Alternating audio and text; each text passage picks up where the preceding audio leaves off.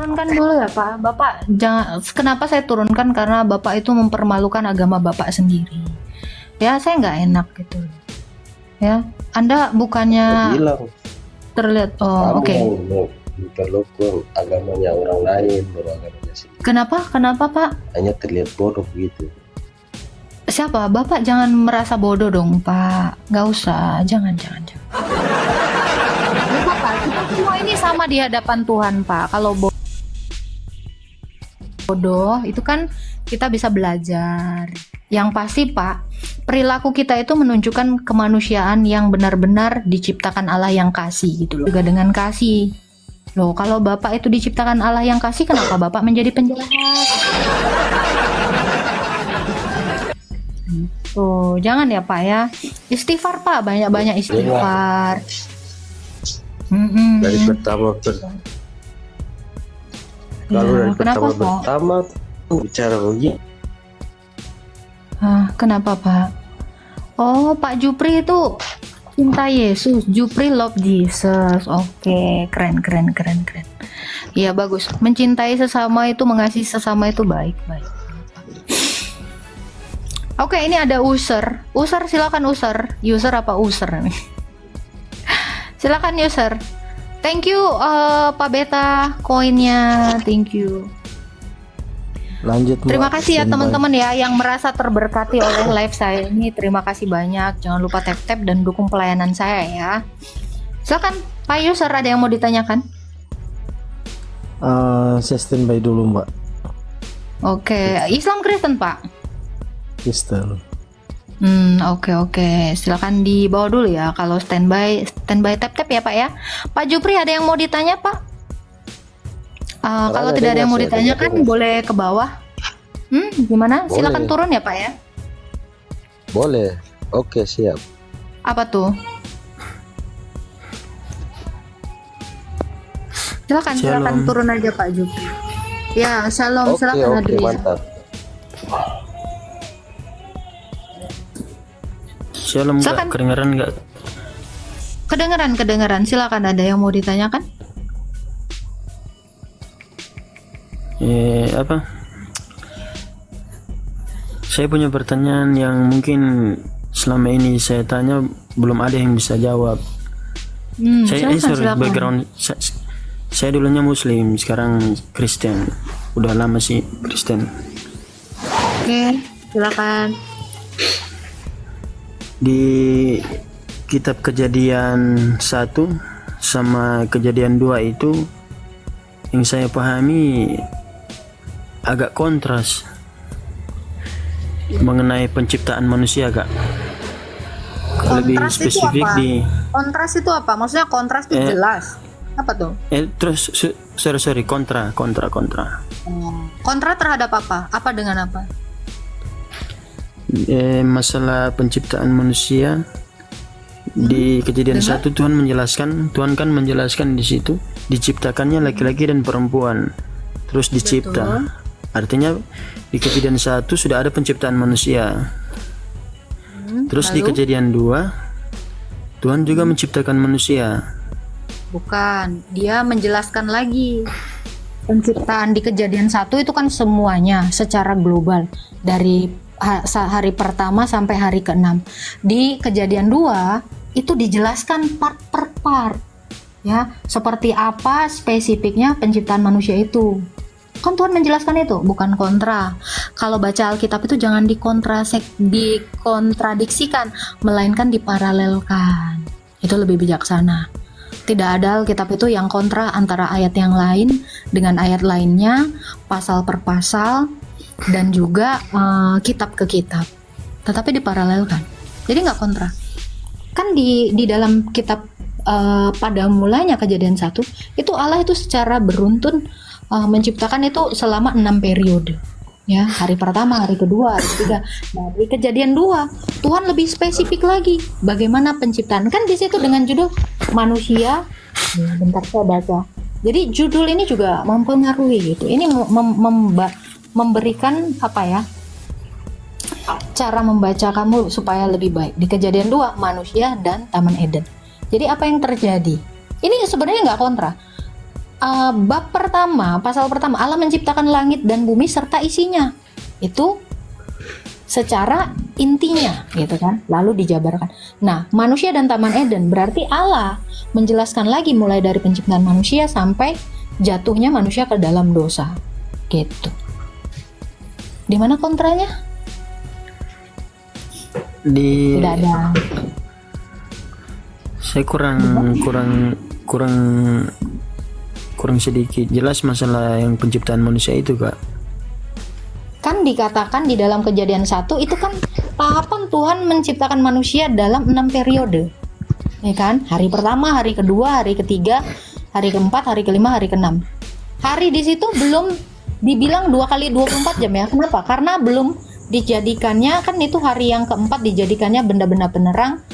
Biarlah benda-benda penerang itu menjadi tanda dan menunjukkan masa-masa yang tetap. Nah, itu kan ini kayaknya nggak ngerti juga ya. Itu Tuhan menjelaskan itu, penciptaan itu. Nah, di Kejadian 2 itu manusia dengan Taman Eden. Jadi manusia dengan segala sesuatu yang berhubungan dengan Taman Eden itu diceritakan Tuhan lagi lebih spesifik. Kejadian 3, manusia jatuh ke dalam dosa. Loh, kontranya di mana? Kontrakan. Oke, lanjut. Ada lagi, Kak,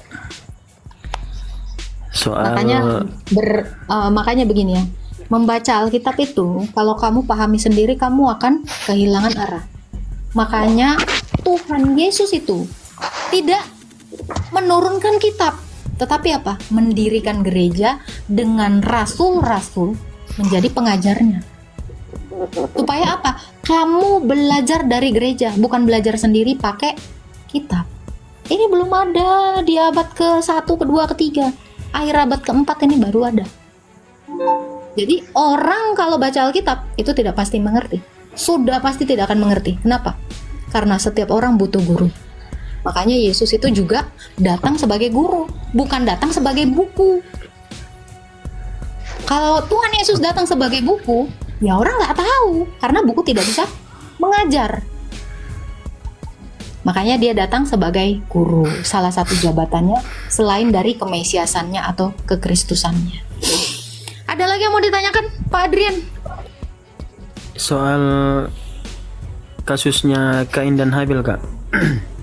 Kenapa kasusnya? Anda mau ke kasus apa?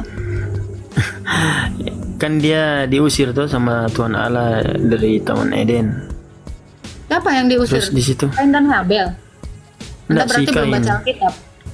Si Kain kan Sudah menilai Alkitab kontra. Mana ada Kain dan Habel diusir dari Taman Eden? enggak, si Kain. Kain Waktu juga dia nggak ada diusir dari Taman Eden, nggak ada. Yang diusir dari Taman Eden itu manusia dan istrinya Hawa. Kain dan Habel itu ya di luar dari Taman Eden, lahirnya gimana sih kamu? Oh, oke, Baca Alkitab. Kak. Kan Belum baca iya. Alkitab. Terus si Kain kan dia kan yang diusir atau? Terus dia takut, dia kan bilang, Tuhan kalau saya dibunuh bagaimana? Sedangkan kan manusia waktu itu kan dia punya ketakutan mau dibunuh. Terus Tuhan kan bilang, ndak ada yang mau bunuh kamu karena dikasih tanda. Sedangkan dia takut sama siapa? Manusia kan tinggal mereka bertiga. Manusia tinggal mereka bertiga. Maksudnya setelah Kain membunuh Habel, you mean, right? Iya, benar. Iya, itu poinnya. Gini ya, makanya baca Alkitab itu nggak bisa baca sendiri. Selain Kain dan Habel, Adam dan Hawa itu kan melahirkan anak-anak yang lain gitu. Di Kejadian 5 dikatakan anak perempuan dan anak laki-laki. Apakah mereka itu program KB? Cukup? Kan tidak. Loh, jadi siapa yang ditakuti oleh Kain ketika dia nanti bertemu dengan orang? Ya ada anak-anak dari Adam lagi yang lain. Kan udah saya bilang, kamu belum baca secara utuh dan kamu juga tidak punya guru. Itu. Jadi siapa yang ditakutinya? Ya anak-anak dari Adam dan Hawa lagi. Oke. Saya belum pernah sih dapat penjelasan seperti ini Kak. Makasih. Masih ada Kak? Masih boleh? Iya.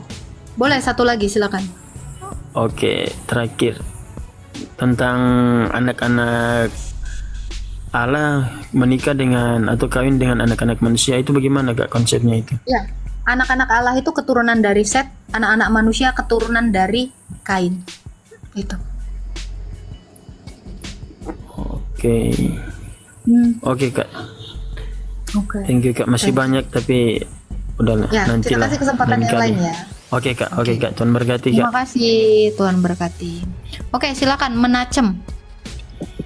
Halo, Ya, Islam Kristen Pak. saya Messianic Jews. Hah? Messianic Jews. Apa tuh Messianic Jews? Messianic Jews, Yahudi percaya dengan Mesias adalah Jesus Christ. Nah, bukan Kristen. Kristen, tapi saya sebenarnya untuk Kristen ya Kristen Pak. Mana ada Kristen tapi? Saya baru tahu ada Kristen tapi. justru itu saya mau tanya, gimana pandangan Agatha tentang saksi Yehova? Bidat itu kan sudah lama dianatema oleh gereja. Bidat ya? Iya, Tapi dia- dari konsili Nikea itu udah dibuang ke tong sampah. Cuh, ajaran sesat seperti penyakit sampar. Tapi dia yang Sudah ditutup oleh gereja. zaman itu Arius kan, pengajarannya Arius yang memang sudah Iya. dianggap heresi. Bukan sudah dianggap heresi, memang heresi. Nah, dari Arius itu berkembang jadi saksi Yehova. Yang lebih modern ya. Itu sama. Tapi yang saya lihat di Indonesia itu masuk ke dalam Kristen oleh Bukan Your saksi Government. Yehova itu bukan Kristen. Bukan Kristen. Jadi dia cantelan aja di Kristen. Kalau di Indonesia ya, kalau di luar Dia memang itu kan sekte yang tersendiri. memang dilegalkan di Indonesia. Mhm. Gitu aja. Ya sekarang gini Bang, ngaku-ngaku Kristen itu berhak siapa aja gitu. Orang Kristen juga, mereka juga ngaku-ngaku Kristen. Tetapi Kristen yang benar-benar Kristen itu kan yang taat kepada Sang Bapa. Ya. Yohanes Matius 7 ayat 21 sampai 23. Bukan setiap orang yang berseru kepadaku Tuhan Tuhan, berarti bukan setiap orang Kristen. Meong. Bentar. Hes. Kamu ini keluar dulu sih. Bentar ya Pak, bentar. Mhm.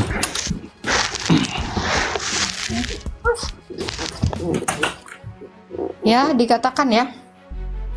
Bukan setiap orang yang berseru kepadaku Tuhan Tuhan yang masuk ke dalam kerajaan surga, tetapi mereka yang melakukan kehendak Bapakku. Kehendak Bapa adalah satu di dalam Kristus. Apa yang diajarkan Yesus, itulah yang benar-benar Kristen. Dan Yesus bilang apa di ayat 23-nya? Pada zaman akhir, aku akan berterus terang, aku tidak akan mengenal engkau sekalian. Pembuat kejahatan. Jadi bidat-bidat itu, yaitu pembuat kejahatan. Mereka itu terkutuk. Ada lagi Pak yang mau ditanya? Oke, tapi kalau ada salah satu mainstream saksi Yehova itu pengajarannya adalah mengakui bahwa Yesus sebagai Tuhan, but different with God, Father. Itu Ya gimana itu menurut Anda? sesat. Itu sesat lah.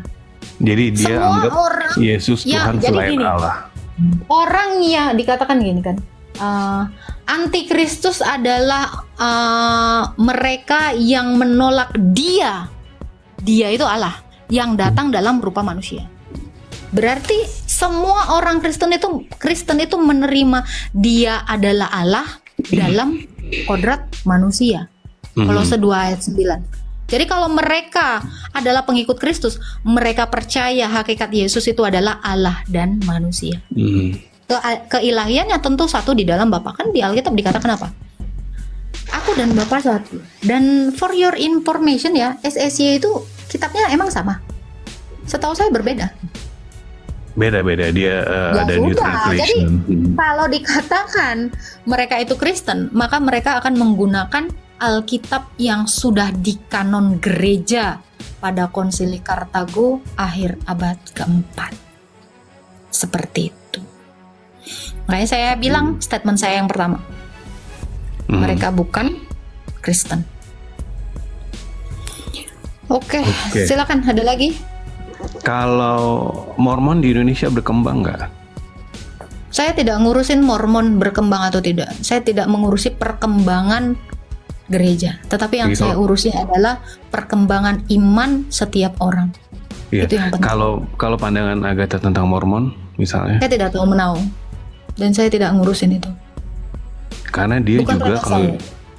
kalau di luar, terutama di Amerika, dia berkembang dan dia cantel lagi ke Kristen dan dia ngaku-ngaku dari Presbyterian.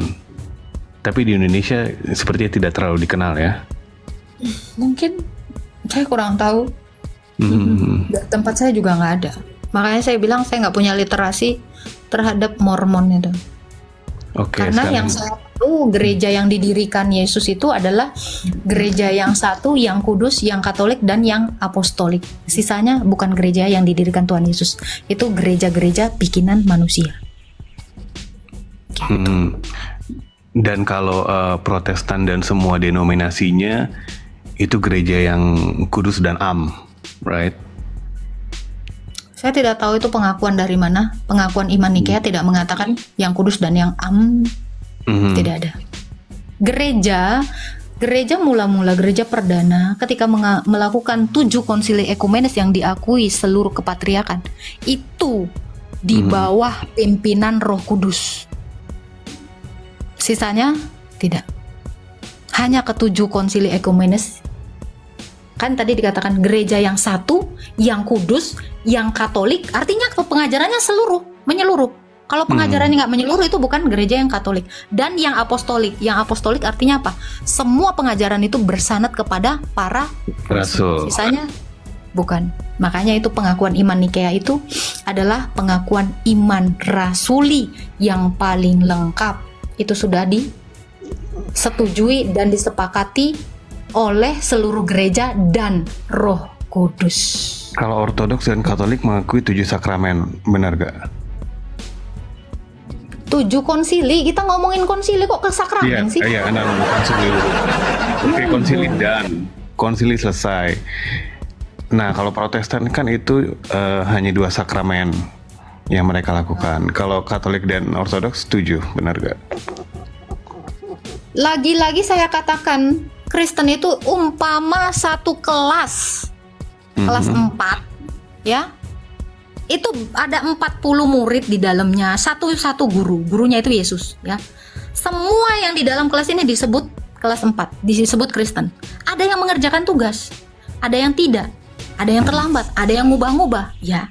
Semua tetap disebut Kristen. Tetapi gereja yang satu, yang kudus dan yang katolik, yang sudah mengakui ajaran guru, yang taat kepada guru kita yaitu Yesus Kristus, yaitu adalah gereja yang satu. Jadi gereja yang dimaksud ini bukan denominasi,